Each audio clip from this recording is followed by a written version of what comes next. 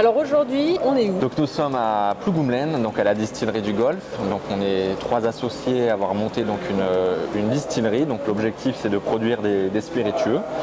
Et on a démarré il y a bientôt 3 ans en produisant un gin qui s'appelle H2B sur lequel il y a des pavillons marins et une vodka qui s'appelle Eor. Nos produits sont faits à base de plantes marines. Alors pourquoi H2B? Parce que toi tu t'appelles Bertrand, mais je suppose qu'il y a un petit jeu de mots là-dessus. Tout à fait. Donc nous, sur les 3 associés de la distillerie, il y a Henri et on est 2 Bertrand. Donc d'où le gin H2B.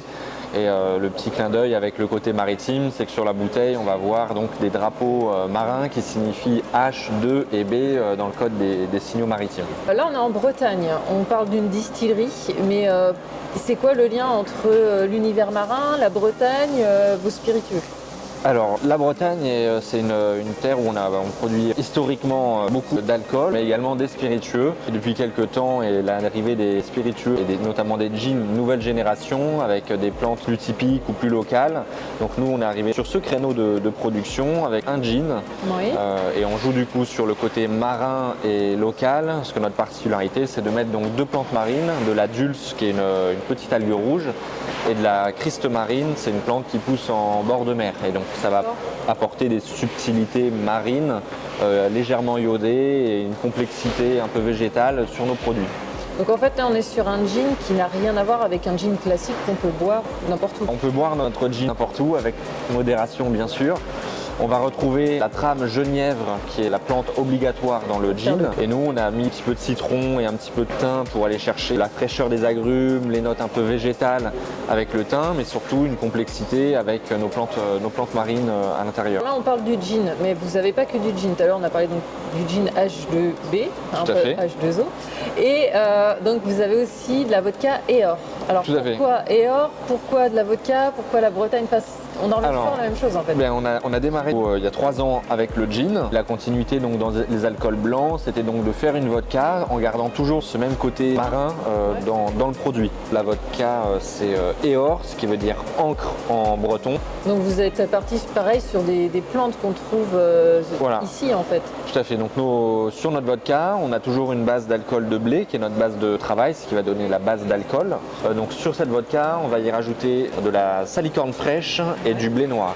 Comment on pourrait déguster que ce soit le gin ou la vodka, parce qu'on n'est pas sur des produits classiques, donc on ne va pas se rajouter un jus d'orange ou un Schweppes. Sur la vodka, on est plutôt sur une vodka effectivement de dégustation, donc ça va être à consommer frappé ou sur glace avec un petit zeste de citron par exemple, en milieu de repas, en fin de repas. C'est une vodka qui on va chercher la subtilité, donc ça peut être aussi avec des accords mets et vins, avec par exemple des poissons fumés, des poissons gras, du caviar, des choses comme ça. Je pense pas forcément à ça. Et non, et sur le gin, c'est plutôt une consommation qui va être frappée sur glace, alors en digestif ou alors plutôt autour dès que les beaux jours sont là, une consommation cocktail, et le cocktail le plus consommé va être le gin tonic, étant donné que c'est un cocktail qui est très simple à faire, et dès qu'on a un gin qui est qualitatif et très aromatique, le gin va imprégner le cocktail de son parfum.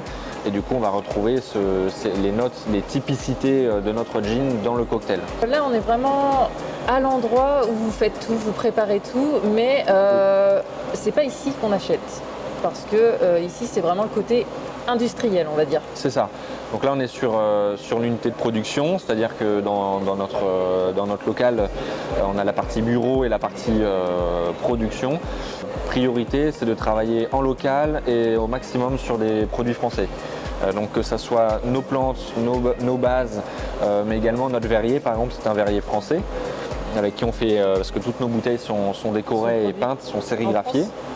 En France. Donc on est sur un produit typiquement français, quoi. Voilà, le maximum de choses est français, comme l'alambic est fabriqué en France, vient de France, d'une entreprise française qui est basée à Bordeaux. Ce sont les alambics Stufleur. Donc nous, c'est vraiment notre priorité. Et tout va être ensuite traité et produit sur place. De la préparation des plantes, pour la macération, par exemple dans le gin, la distillation, tout est embouteillé sur place. On va faire tout nous-mêmes, scotcher les cartons, remplir les bouteilles, les visser à la main, les capsuler, les revendre donc auprès des cavistes, des épiceries fines et aussi le milieu des bars, des restaurants. Un client qui souhaite acquérir une de nos bouteilles, il peut aller dans une cave chez un caviste en Bretagne. Je te remercie. Merci beaucoup. À bientôt. À bientôt.